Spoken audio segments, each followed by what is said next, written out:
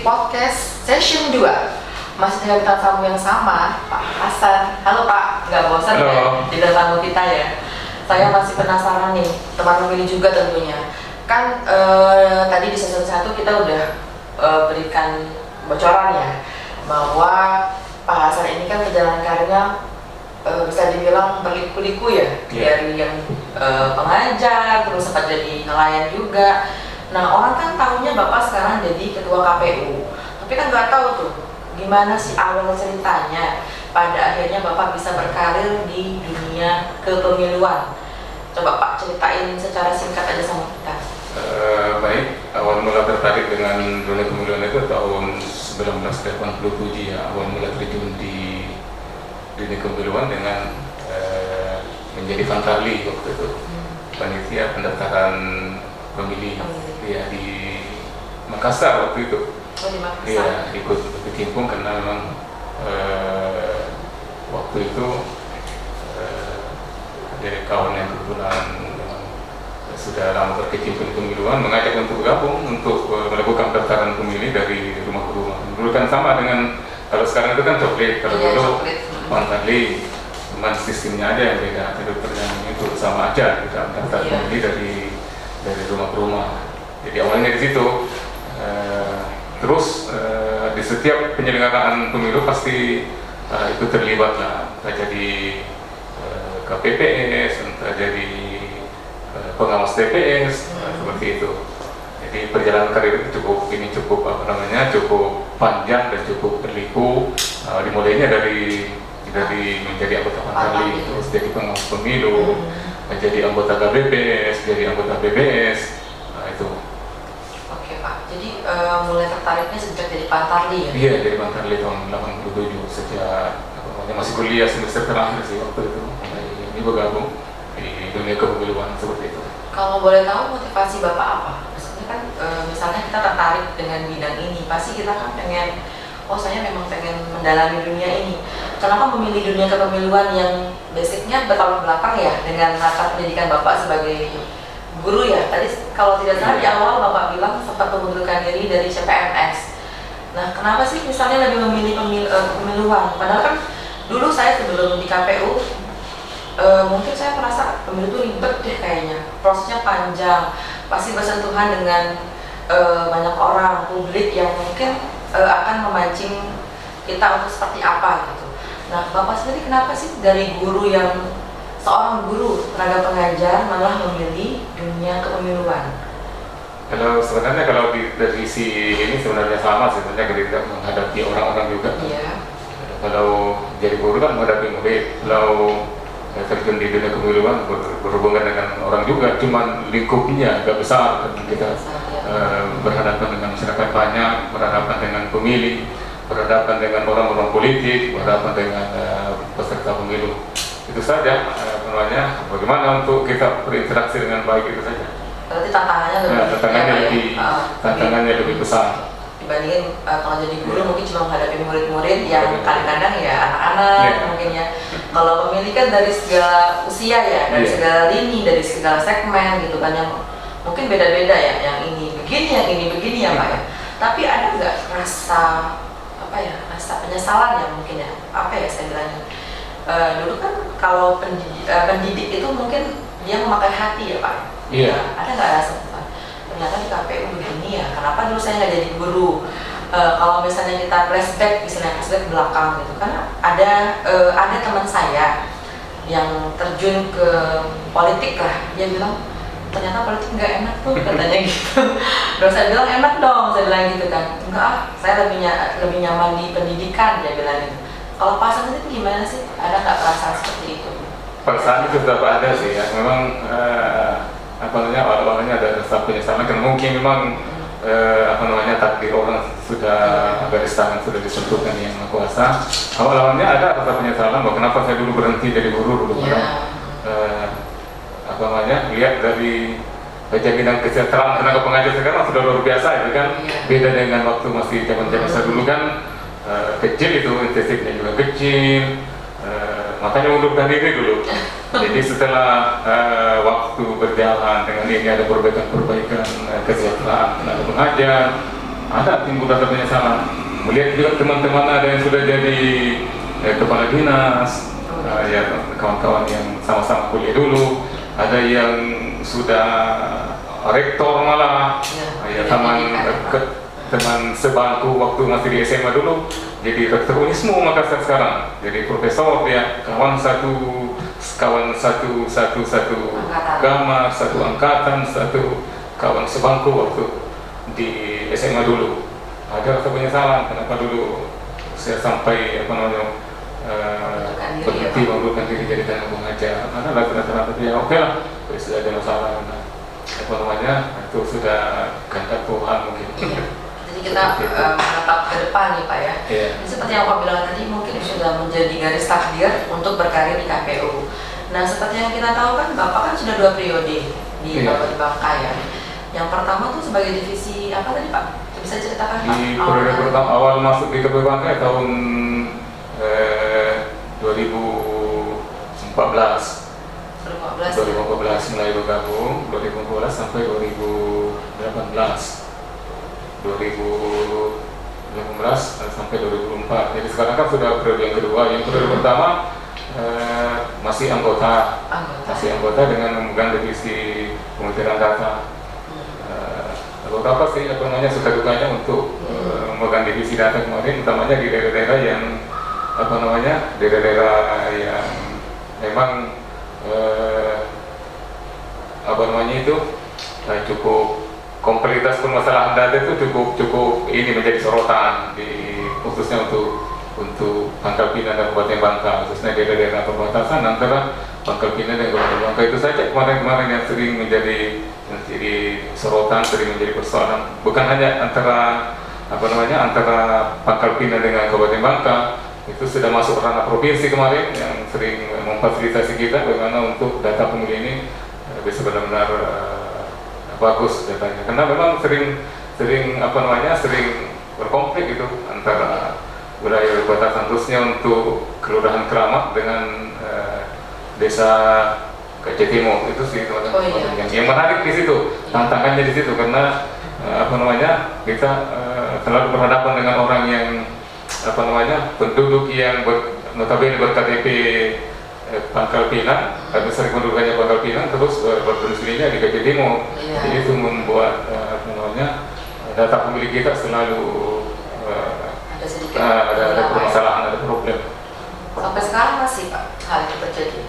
Hal itu masih lah, karena kalau sekarang kan di 2019 kemarin masih, karena kebetulan yang divisi data di Jepang masih persoalan-persoalan itu terus saja muncul, karena ya penduduknya kan masih penduduk itulah, dan ada keengganan untuk merubah administrasi pendudukannya. Itu yang jadi problem di kita, persoalan. Oke. Terus di periode kedua sempat memegang divisi apa Pak? Di periode kedua kebetulan kawan-kawan mempercayai kita untuk menjadi ketua ya? Sesuai dengan nomenklatur yang sudah ditentukan dari pusat, bahwa kalau ketua itu harus memegang divisi keuangan umum dan logistik. Itu. Kalau di ketua ini kira-kira kan lebih banyak ya Pak yang dihadapi ya. Iya. Maksudnya tuh jadi pimpinan di lembaga ini gitu, untuk komisionernya, untuk kita sekretariatnya gitu. Kira-kira perjalanan Bapak yang sudah sampai hari ini di bulan Juni 2022, apa sih pengalaman yang paling berkesan ataupun ya baik itu suka ataupun duka gitu yang kira-kira bisa Bapak bagi ke kita dan teman kami? Kalau pengalaman jadi ketua sih sebenarnya ya hampir sama aja jadi anggota sebenarnya, cuma karena kita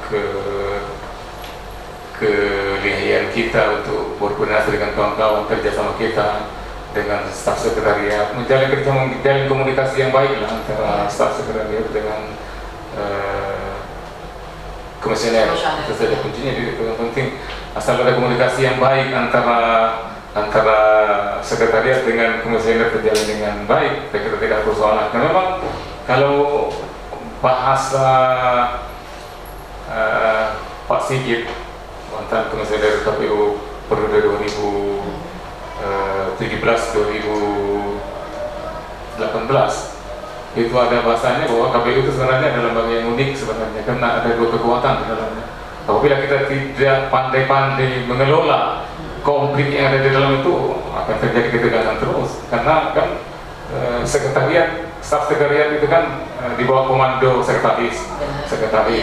Kalau komisioner kan di bawah komando ketua. Itu apabila dua kekuatan ini tidak bisa dipadukan, tidak ada keselarasan, tidak ada kekompakan di dalam mengelola lembaga ini, akan terjadi konflik yang berkepanjangan. Jadi pintar-pintar kita mengelola.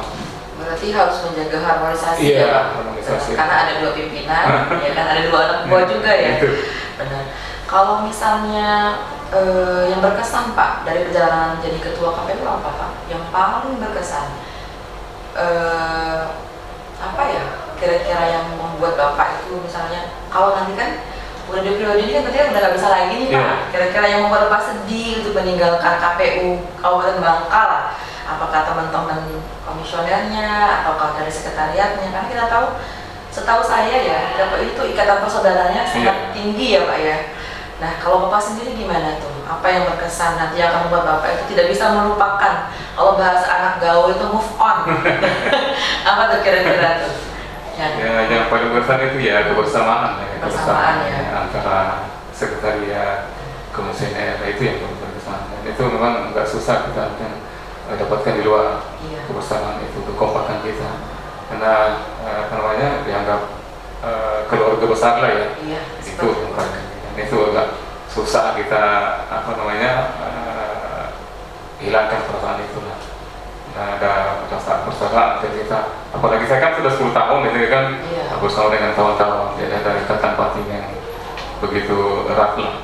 Mudah-mudahan hal ini walaupun kami sudah tidak lagi nanti menjabat sebagai anggota KPU di Bangka, ini tetap terjalin dengan baik. Tetap menjaga silaturahmi ya Pak.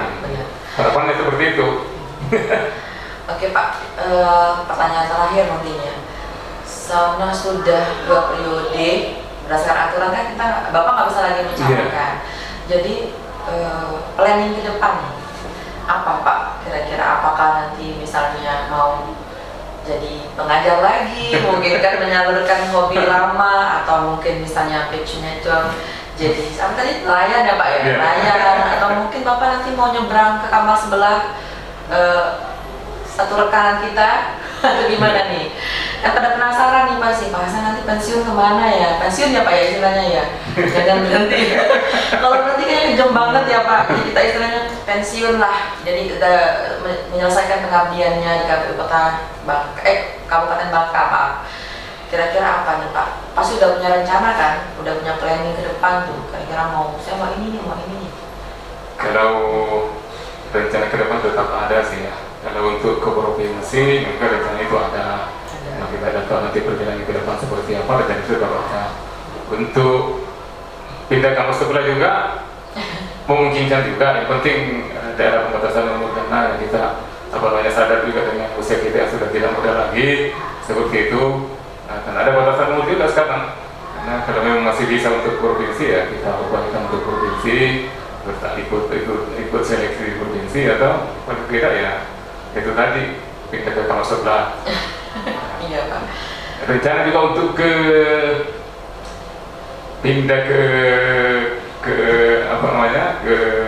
gedung Mahligai Demokrasi ada juga, cuma kita tahu sekarang itu memang untuk nyari gitu kan harus kos politiknya harus besar.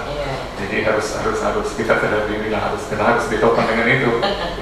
Tidak bisa pungkiri kos politik tinggi. Oke Pak, pokoknya apapun nanti yang jadi pilihan Bapak ke depannya, kita sebagai bawahan Bapak lah ya, partner kerja Bapak di sini mendoakan yang terbaik. Semoga tetap sukses, tetap jaya ya kan, tetap sehat yang penting Pak ya, semangat. Kalau masalah kos itu nanti kita bisa bicarakan. Yang penting semangat dulu dan sehat dulu ya Pak. Terakhir nih Pak, terakhir sekali. Pesan-pesan Bapak untuk kita rekan kerja Bapak lah kalau bisa dibilang ya. Terus sama teman-teman ini juga, karena kan kebetulan ini sebentar lagi kita masuk tahapan. Nah, kesan dan pesan Bapak sebagai Ketua KPU Kabupaten Bangka untuk kita dan pemilih apa nih kira-kira? Ya, yang pertama kali mungkin ya tetap kita menjaga kekompakan antara sekretariat dan fungsioner, itu yang pertama. Ya. Terus yang kedua, kita tetap semangat, tetap menjaga kesehatan, karena sebentar lagi tahapan pemilu segera masuk, dan kemudian kita bisa bekerja dengan baik dan persoalan-persoalan yang berarti mudah-mudahan seperti yang lalu Bapak Ibu Bangka tetap zero gugatan terus seperti 2019 kemarin kita masuk salah satu KPU yang tidak gugatan di MK. Mudah-mudahan prestasi itu terus bisa kita pertahankan terus pasti. Yang pasti tetap solid ya Pak, Tetap solid, tetap sehat, tetap semangat ya. Pesan dari Pak Ketua KPU nih. Untuk teman-teman pemilih, pertama kali karena sekarang ini kan tolong menggunakan hak pilihnya, jangan ada istilah golput seperti itu kira-kira. Oke Pak Hasan, kayaknya udah panjang banget nih ya. Udah masuk waktu zuhur juga, teman pemilih pasti udah pada mau makan siang nih kayaknya, udah keroncok-keroncok perutnya ya kan. Terima kasih banyak sudah meluangkan waktunya di sela-sela kesibukannya, mungkin ya sudah mulai mau masuk tahapan. Teman pemilih jangan lupa loh, tanggal 14 Juni nanti ada launching tahapan pemilu 2024. Nanti jangan lupa saksikan ya Pak ya. Coba Pak, kasih semangat dulu Pak, teman pemilih biar nggak lupa. Siap. Oke Pak Hasan, kita kasih applause dulu dong sama Ketua KPU Kabupaten Bangka. Terima kasih banyak sudah mau mampir di podcast kita. Dan pemilih, nanti bakal ada yang seru-seru lagi di podcast Kabupaten Bangka. Yang pasti jangan lupa saksikan, subscribe, saksikan terus, like, dan share tayangan podcast kita. Oke, dadah, assalamualaikum.